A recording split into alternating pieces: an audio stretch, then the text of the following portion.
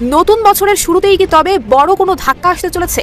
শেখ হাসিনাকে ব্যবহার করে বাংলাদেশকে এবার কোন মরণ কামড় দিতে যাচ্ছে ভারত? হয়তো এই জানুয়ারিতে ঘুরে গেলেও যেতে পারে ভাগ্যের চাকা। বাংলাদেশের রাজনীতিতে পদ্মার আড়ালে এত ঘটনা ঘটছে, এই বিষয়গুলো ডক্টর ইউনূস টের পাচ্ছে, তার গদি যে নড়ে গেছে সে টের পাচ্ছে, কিন্তু কারো পায়ের তলায় মাটি নেই। এবং বাংলাদেশের রাজনীতিতে আগামী 1-2 সপ্তাহের মধ্যে অনেক ঘটনা ঘটবে। সেনাপ্রধান general Wakeruzzaman will go also. ফরিদপুরের সাবেক সংসদ সদস্য মুজিবুর রহমান চৌধুরী উর্ফে নিক্সনকে গ্রেপ্তার করা হয়েছে। তারা 31শে ডিসেম্বর 72-এর সংবিধানকে মুজিবাদী সংবিধান আখ্যা দিয়ে সেটির খবর রচনা করতে চেয়েছিল। তাদের মধ্যে শুভ বুদ্ধির উদয় হয়েছে। আগুন নিয়ে খেলার পরিণাম কি হতে পারে সেটা নিশ্চয়ই প্রত্যেকেই ভোগ করতে হয়। তবে সরকারের পরিণতি কি হবে আপনারা আশা করি বুঝতে পারছেন। আমরা কোনোভাবেই মেনে নিতে রাজি নই, আমরা প্রস্তুত নই। প্রয়োজনে আবার আমরা আন্দোলন করব। কোটানা মেধা, সবাই বলছিল মেধা মেধা, আমরাও সেই মেধার পক্ষে অবস্থান নিয়েছিলাম। আর সেই কোটা আন্দোলনকে কেন্দ্র করে দিন শেষে আমরা দেখলাম সরকার পতন হয়ে গেল। Breaking news, breaking news, breaking news. দর্শক বন্ধুরা, আওয়ামী লীগের ছাত্রলীগের তাণ্ডব শুরু। আপনার ডক্টর ইউনূসের পদত্যাগের দাবিতে 24 ঘন্টার আলটিমেটাম শুধু এটাই না, তাদের এক দফা এক দাবি ইউনূসের। আসসালামু আলাইকুম, স্বাগতম আরেকটি সংবাদে।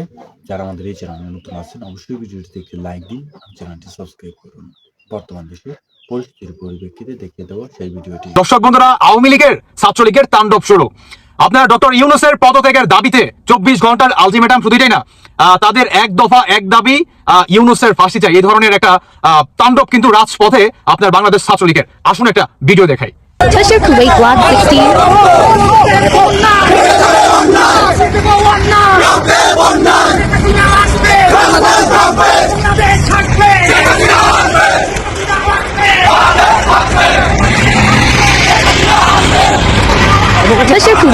16.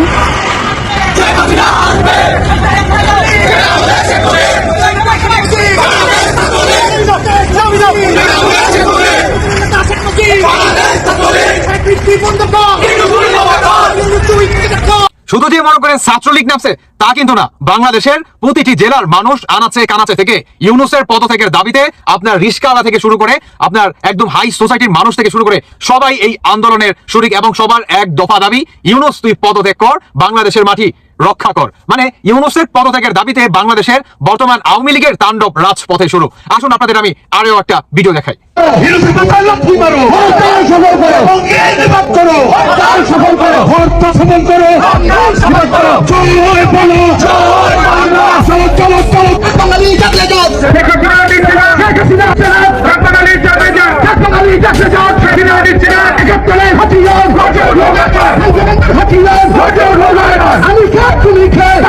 মানুষ মালা দিয়ে আনু শুধু শেখ হাসিনার ডাকের অপেক্ষা সাধারণ মানুষ আছি। আমরা হইলাম শেখ হাসিনার রিজার্ভ ফোর্স, শেখ হাসিনা ডাকার মাত্র আমরা আছি, কোনো সমস্যা নাই। পাতাল রেলের কাজ চলে, কর্ণফুলির টান এলাকায় এলিভেটেড এক্সপ্রেস হয়ে আপনার পদ্মা সেতু, রূপসী ফারণিক বিলন্দ, আরো বড় বড় মেগা প্রকল্প এদিক দিকে অনেক নেতা কল করে নিজেরা শেখ হাসিনা করিয়া দিয়ে গেছে। আর শেখ হাসিনা হইল একটা ব্র্যান্ড।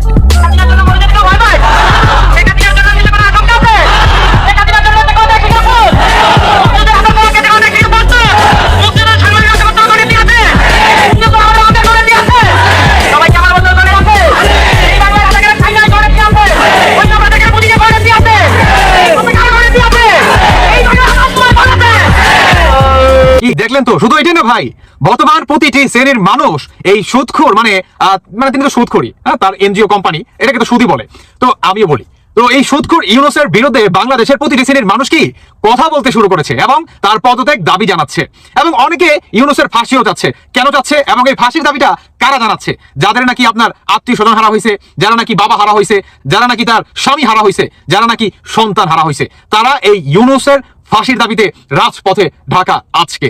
অন্যদিকে ছাত্রলীগের এক দফা এক দাবি, এটা হচ্ছে আপনার সমন্বয়ক, তারপর হচ্ছে উপদেষ্টা, আর বিশেষভাবে এই ডক্টর ইউনূসের পদত্যাগের দাবি। আর যারা নাকি জুলাই মাসে কিংবা আগস্ট মাসে এই আপনার এই 2 মাস যারা নাকি হত্যাকাণ্ড চালাইছে, এদের প্রত্যেকের ফাঁসির দাবি জানাচ্ছে এই বাংলাদেশ ছাত্রলীগ। অন্যদিকে সাদ্দাম হোসেনের মানে ছাত্রলীগের সভাপতি সাদ্দাম হোসেন, তার একটা বক্তব্য যে আমরা আর পিছনে ফিরে তাকাবো না। মানে তারা আর পিছনে ফিরে তাকাবে না এবং আমাদের এখন সামনের দিকে এগিয়ে যেতে হবে। যদি আমরা সামনের দিকে এগিয়ে না যেতে পারি তাহলে এই অন্তর্বর্তীকালে সরকার বা উপদেষ্টা যে বাজার আছে, পুনরায় বাংলাদেশটাকে পাকিস্তান বানানোর সম্ভাবনা আছে। দেখেন একটা কথা বলি, ছাত্রলীগের সাদ্দাম থেকে শুরু করে আপনার সাধারণ মানুষ থেকে শুরু করে বর্তমান প্রতিটি শ্রেণীর মানুষ এই ডক্টর ইউনূস কিংবা অন্তর্বর্তীকালে সরকারের বিরুদ্ধে মনে করেন কথা বলতে শুরু করেছে। আসলে এটাই মনে করেন বাস্তব কথা। এরা আসলে বা এদের মাধ্যমে কখনোই দেশ পরিচালনা করা যাবে না, কখনোই যাবে না। কিন্তু অবাক করা বিষয় কিংবা আপনি জানলে খুশি হবেন যে আওয়ামী লীগ এবং আপনার ছাত্রলীগ পুনরায় বাংলাদেশের রাজপথ আস্তে আস্তে দখল নিচ্ছে। যখন নাকি আপনার চারো দিক দিয়ে আপনার প্রতিটি জেলায় থেকে, প্রতিটি ডিস্ট্রিক্ট থেকে, প্রতিটি গ্রাম থেকে, প্রতিটি ইউনিয়ন থেকে যখন নাকি আওয়ামী লীগের ঠিক একই স্লোগান দিয়ে আপনার কাঁধে কাঁধ মিলিয়ে হাজার হাজার জনগণ রাজপথ দখল নিবে, তখন কিন্তু শেখ হাসিনার বাংলাদেশে আসাটা কিন্তু 100% কনফার্ম হয়ে যাবে।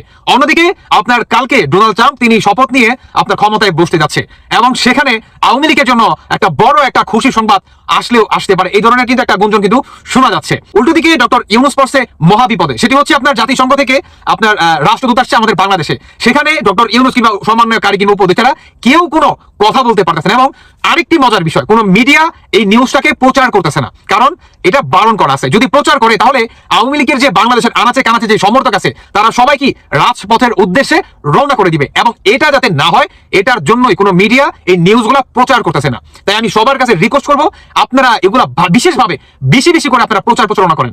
এতে করে কি হবে, আওয়ামী লীগের প্রতিটি শ্রেণীর মানুষ আনাচে কানাচে থেকে দেখতে পারবে কিংবা তারা জানতে পারবে যে না আমরা ফিরে আসতেছি, এবং আওয়ামী লীগের ছাত্রলীগ কিংবা বিভিন্ন মানুষ আওয়ামী লীগ সমর্থকারীরা তারা কি রাজপথ দখল নেওয়ার চিন্তা ভাবনা কিংবা সেই আপনার কাজটাই চালিয়ে যাচ্ছে। আশা করি দর্শক বন্ধুরা আপনি এটা বুঝতে পারতেছেন। তবে আমি মনে করি যদি এভাবে ভাই চালিয়ে যেতে পারে, মানে যেভাবে ছাত্রলীগ আন্দোলন শুরু করছে এবং যেভাবে রাজপথে দখল নিচ্ছে একের পর এক, আপনার আওয়ামী লীগের তাণ্ডব কিন্তু শুরু হয়ে গেছে। এটাকে যদি শক্তভাবে কিংবা আরো ভয়ঙ্কর ভাবে যদি এটাকে বড় করতে পারে কিংবা প্রতিনিয়ত যদি এটাকে চালিয়ে যেতে পারে, তাহলে আমি মনে করবো যে আওয়ামী লীগের বাংলাদেশে যে একটা আগে অবস্থান ছিল রাস্তাঘাটে কিংবা বিভিন্ন প্রতিষ্ঠানে, সেই অবস্থাটা কিন্তু ফিরে আসবে অতি দ্রুত। দর্শক কোটানা মেধা, সবাই বলছিল মেধা মেধা, আমরাও সেই মেধার পক্ষে অবস্থান নিয়েছিলাম। আর সেই কোটা আন্দোলনকে কেন্দ্র করে দিন শেষে আমরা দেখলাম সরকার পতন হয়ে গেল। আর সেই সরকার পতনের পর হাজার হাজার ছাত্র জনতা যারা এই মানে ঘটনাগুলোর পেছনে অবদান রাখলো, তাদের মধ্যে অনেকে এখনো চিকিৎসাধীন আছে, প্রপার চিকিৎসা পাচ্ছে না।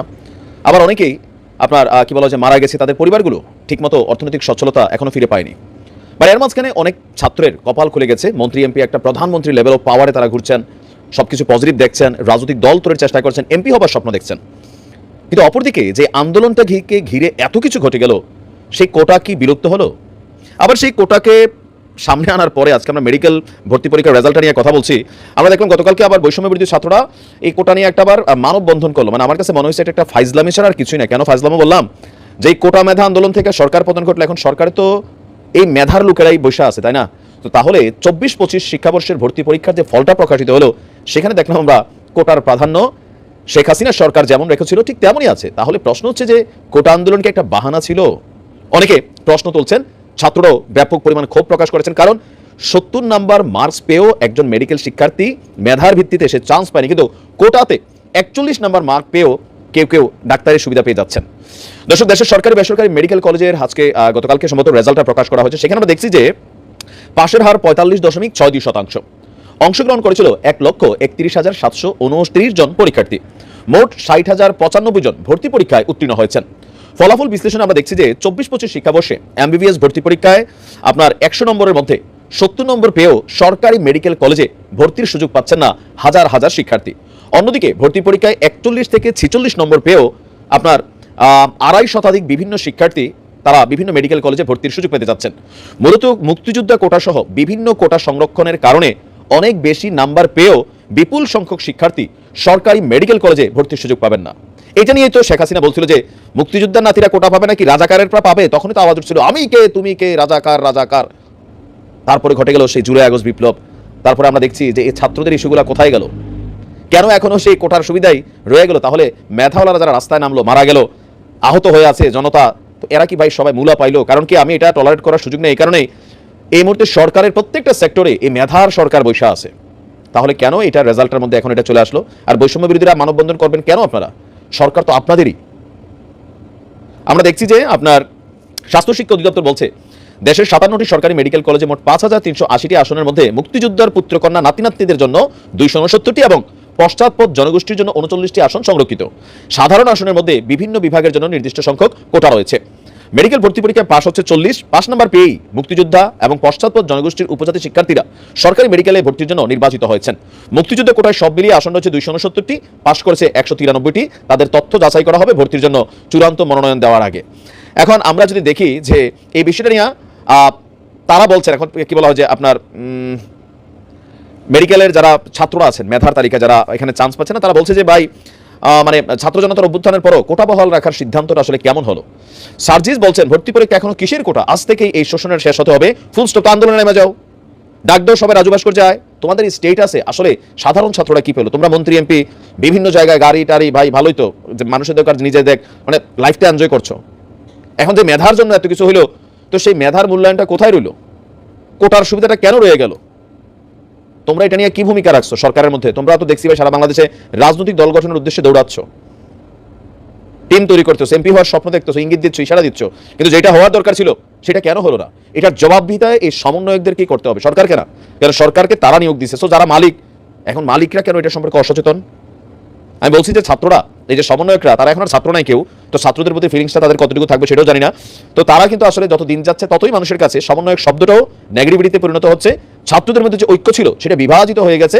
আর আজকে প্রিয় দর্শক, আপনার মূল্যবান মতামত কিন্তু অবশ্যই কমেন্ট করে আমাদের জানিয়ে দেবেন এবং পরবর্তী সকল সংবাদ পাওয়ার জন্য আমাদের এই চ্যানেলটি অবশ্যই সাবস্ক্রাইব করে রাখবেন, যাতে এরকম আপডেট সকল খবর আপনারা সকলে পেয়ে যেতে পারেন। তো আজকে কথা বলা মানে এইটুকুই ছিল। সকলে ভালো থাকুন, সুস্থ থাকুন, আল্লাহ হাফেজ।